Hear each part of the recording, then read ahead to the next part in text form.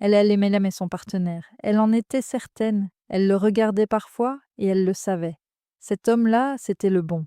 Mais quand il s'approchait d'elle, quand il posait sa main sur son épaule, quand il cherchait sa présence, rien, pas de rejet, pas d'hostilité, juste rien. Un vide là où il y avait eu quelque chose. Une vitre entre elle et le monde, entre elle et lui de son côté, interprétait ce silence du corps à sa façon. Peut-être qu'elle ne l'aimait plus. Peut-être qu'il avait fait quelque chose. Peut-être qu'il n'était plus assez désirable. Tous les deux souffraient, chacun seul avec sa version de la vérité. La vérité, c'est qu'elle traversait une dépression et que personne ne leur avait jamais dit que la dépression éteint le désir aussi sûrement qu'elle éteint la joie, l'énergie et l'envie de se lever le matin. Si cette histoire vous touche d'une façon ou d'une autre, si vous vous reconnaissez dans elle ou dans lui, ou si vous accompagnez quelqu'un qui traverse quelque chose comme ça, cette vidéo est pour vous. Je suis le docteur Anicette, spécialiste en santé intime. Sur cette chaîne, on parle de désir, de relations et de bien-être intime avec rigueur scientifique et sans aucun tabou.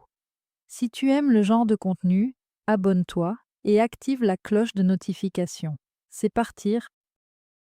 Avant d'aller plus loin, je veux poser quelque chose de clair. La dépression n'est pas une faiblesse de caractère. Ce n'est pas un manque de volonté. Ce n'est pas quelque chose qu'on choisit ou qu'on pourrait simplement décider d'arrêter. C'est une maladie, une vraie maladie, avec des mécanismes biologiques identifiables, des circuits cérébraux mesurables et des traitements qui fonctionnent. Et comme toute maladie sérieuse, elle touche l'ensemble du corps et de la vie, y compris la dimension la plus intime. C'est ce qu'on va explorer aujourd'hui. Commençons par comprendre ce que la dépression fait au cerveau. Dans un état de fonctionnement habituel, votre cerveau maintient un équilibre de neurotransmetteurs, des molécules chimiques qui transportent les signaux entre les cellules nerveuses et régulent l'ensemble de vos fonctions émotionnelles et physiques. 3 de ces molécules jouent un rôle central dans ce qu'on appelle l'humeur. La sérotonine régule le sentiment de bien-être général, la sérénité, l'équilibre émotionnel. Quand elle est en quantité suffisante, vous avez cette sensation de base que les choses vont à peu près bien. Quand elle manque, tout prend une couleur plus sombre. La dopamine était la molécule du plaisir et de la motivation. Elle se libère en anticipation d'une récompense. C'est elle qui vous donne envie de faire des choses, d'aller vers les autres, de chercher ce qui vous plaît. La noradrénaline régule l'énergie, la concentration, la réactivité au monde. Dans la dépression, ces 3 systèmes sont perturbés, pas de la même façon chez tout le monde, pas avec la même intensité, mais perturbés. Et maintenant, regardez ce que ces 3 molécules ont en commun. Elles sont exactement celles qui régulent le désir intime. La sérotonine module la réponse émotionnelle lors des moments d'intimité. La dopamine crée l'anticipation, le désir d'aller vers l'autre. La noradrénaline soutient l'énergie physique nécessaire. Quand ces 3 systèmes sont en dysfonction, le désir intime ne disparaît pas par hasard. Il disparaît parce que les circuits qui le produisent sont précisément ceux que la dépression touche en premier. C'est mécanique, c'est biologique et c'est réversible. Maintenant, parlons de quelque chose que personne ne mentionne et qui pourtant est d'une importance capitale. La dépression ne ressemble pas toujours à ce qu'on imagine. Beaucoup de gens ont une image précise de la dépression. Quelqu'un qui ne sort plus de son lit, qui pleure en permanence, qui ne peut plus fonctionner du tout. Cette image existe, mais elle ne représente qu'une fraction des personnes qui traversent une dépression. Il existe ce que les médecins appellent des dépressions masquées ou des dépressions atypiques, des personnes qui continuent à aller au travail, à s'occuper de leurs enfants, à faire semblant que tout va bien. Mais à l'intérieur, quelque chose s'est éteint. Elles ne pleurent pas, toujours, parfois elles ne ressentent rien du tout. Et c'est ça, pour beaucoup, le symptôme le plus désorienté. Non pas la tristesse, le vide. Parmi les signes d'une dépression qui peuvent passer inaperçus, une irritabilité persistante, Des petites choses qui avant ne vous touchaient pas et qui maintenant vous exaspèrent profondément. Une fatigue qui ne passe pas avec le sommeil. Vous dormez 8 heures et vous vous réveillez aussi épuisé qu'en vous couchant. Une perte d'intérêt pour des choses qui vous plaisaient, pas juste l'intimité, vos hobbies, vos amis, les projets qui vous enthousiasmaient, une difficulté à vous projeter dans l'avenir. Vous avez du mal à imaginer quelque chose de positif à venir. Et une baisse marquée et persistante du désir intime sans raison évidente. Si plusieurs de ces signes vous parlent et durent depuis plus de 2 semaines, une consultation médicale est justifiée. Pas dans 6 mois. Dès que possible. Parlons maintenant du piège dans lequel tombent énormément de couples. Quand le désir intime d'un partenaire baisse à cause d'une dépression, l'autre partenaire interprète presque toujours cette baisse à travers une grille relationnelle. C'est moi. Je suis moins désirable. Quelque chose s'est brisé entre nous. Il ou elle ne m'aime plus de la même façon. Cette interprétation est humaine, elle est compréhensible et elle est presque toujours fausse. Le retrait intime d'une personne dépressive n'est pas un message sur son partenaire. Ce n'est pas une évaluation de son attractivité. Ce n'est pas un commentaire sur la relation. C'est un symptôme. Comme la fatigue est un symptôme. Comme la perte d'appétit est un symptôme. Mais parce que ce symptôme-là touche à quelque chose d'aussi intime que la vie de couple, il déclenche des réactions émotionnelles que les autres symptômes ne déclenchent pas. Et voilà ce qui se passe. La personne dépressive sent que son partenaire est blessé par son retrait. Cette culpabilité s'ajoute au poids qu'elle porte déjà. Elle aggrave la dépression. Elle approfondit le retrait. Le partenaire se sent rejeté. Il ou elle souffre en silence. Parfois prend de la distance pour ne pas paraître demandeur. Cette distance supplémentaire isole encore plus la personne dépressive. Un cercle vicieux s'installe. Pas par manque d'amour, par manque d'information. Voici ce qui change quand on comprend le mécanisme. Si vous êtes le partenaire d'une personne qui traverse une dépression, la première chose que vous pouvez faire est de ne pas interpréter le retrait intime comme un rejet personnel. C'est facile à dire, je sais, mais cette distinction, une fois vraiment intégrée, change complètement votre façon de vivre la situation. La deuxième chose est de maintenir une connexion physique affectueuse sans pression.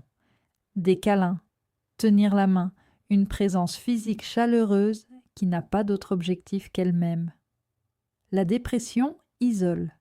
Le contact physique non sexuel brise cet isolement sans créer de pression. La troisième chose est de continuer à exister dans votre propre vie, vos amis, vos activités, votre espace. Être le soutien d'une personne dépressive est épuisant. Vous avez besoin de ressources pour tenir. Et si vous vous épuisez vous-même, vous ne pourrez aider personne. La quatrième chose est d'encourager, avec douceur et sans forcer, une consultation médicale.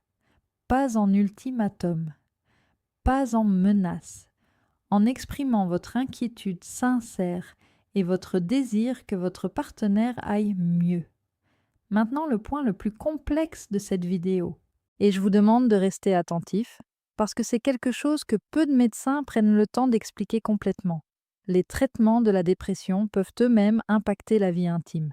Les antidépresseurs les plus couramment prescrits appartiennent à une famille qu'on appelle les inhibiteurs de recapture de la sérotonine.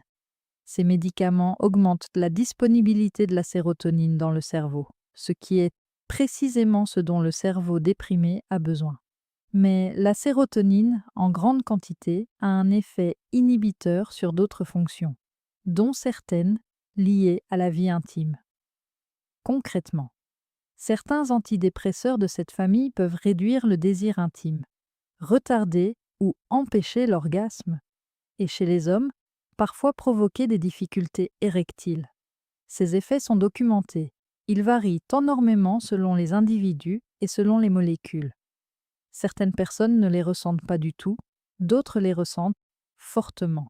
Et voici ce qui se passe souvent en pratique. La personne commence un traitement. sa dépression s'améliore, elle se sent mieux dans sa tête. Mais elle constate que sa vie intime reste impactée, parfois même davantage qu'avant le traitement. Elle ne sait pas que c'est un effet du médicament, elle pense que quelque chose ne va toujours pas. Elle culpabilise, elle n'en parle pas à son médecin parce qu'elle a honte d'aborder le sujet. Et le médecin, qui ne lui a pas posé la question, ne sait pas. Cette situation est évitable. Si vous prenez un antidépresseur et que vous constatez ses effets, parlez-en à votre médecin explicitement. Utilisez ces mots précis. Dites-lui que votre vie intime est impactée depuis le début du traitement et que vous voulez en parler. Ce n'est pas une demande anodine, c'est une information clinique importante. Parce que des options existent. Certaines molécules antidépressives ont un profil d'effets secondaires intimes beaucoup plus favorable. La bupropion, par exemple, qui agit sur la dopamine et la noradrénaline plutôt que sur la sérotonine, est souvent citée dans la littérature médicale pour son impact moindre sur la vie intime. La mirtazapine a également un profil différent. Des ajustements de dose peuvent réduire les effets secondaires tout en maintenant l'efficacité thérapeutique. Et dans certains cas, un médecin peut proposer d'ajouter un traitement complémentaire spécifiquement pour les effets secondaires intimes.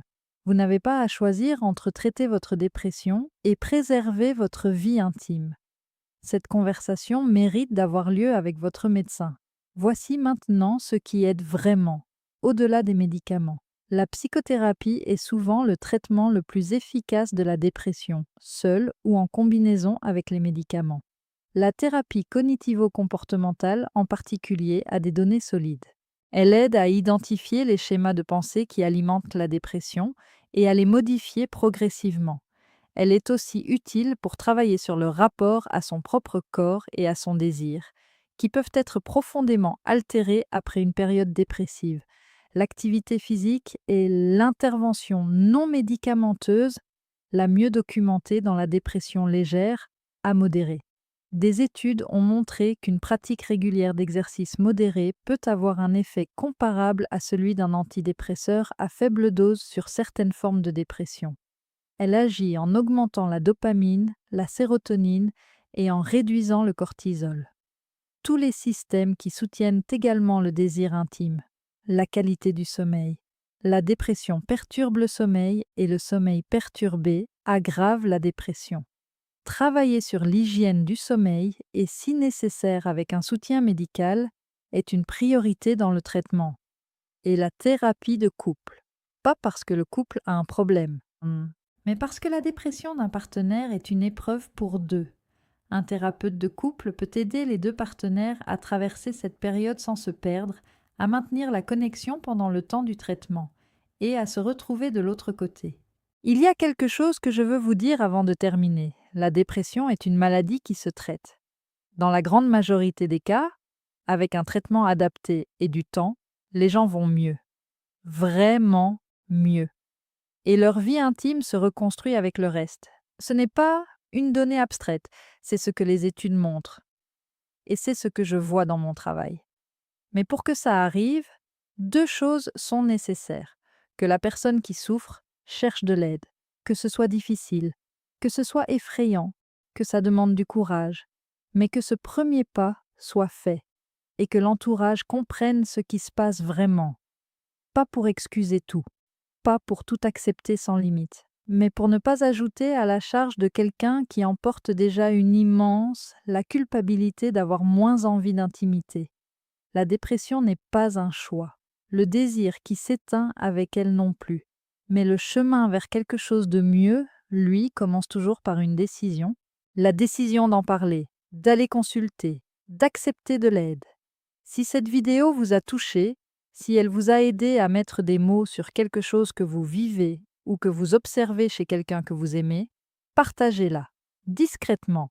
Elle peut changer quelque chose pour quelqu'un. Abonnez-vous pour ne manquer aucune vidéo. Chaque semaine, le docteur Anicette vous donne des clés concrètes pour prendre soin de votre santé intime et de vos relations. Et dites-moi en commentaire, quelle partie de cette vidéo vous a été la plus utile? Je lis tout. La prochaine vidéo portera sur quelque chose que beaucoup attendent. L'anorgasmie, ce que c'est vraiment pourquoi ça arrive et ce que la science et la thérapie proposent. Une vidéo importante pour beaucoup de femmes et leurs partenaires. C'est le docteur Anicet. Prenez soin de vous et de votre relation.